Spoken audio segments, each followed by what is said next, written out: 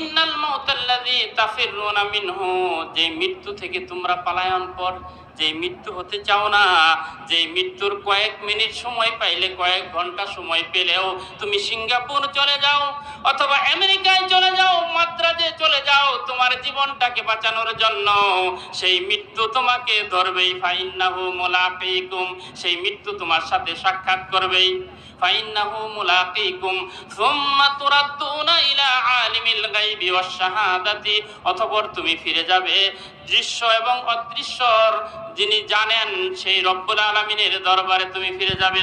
সুম্মা তুরাদ্দুনা ইলা আলিমিল গায়বি ওয়াশ শাহাদাতি ফায়ুনাব্বিউকুম বিমা কুনতুম তা'মালুন, এবং তুমি যা যা করেছো সব কিছুই তোমাকে জানিয়ে দেওয়া হবে।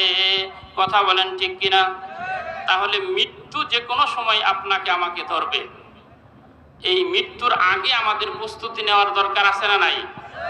এখন যদি বলি যে আজকে ফজরের নামাজ কয়জন পড়ছেন, তাহলে কিন্তু খবর আছে। কথা বলেন ঠিক না?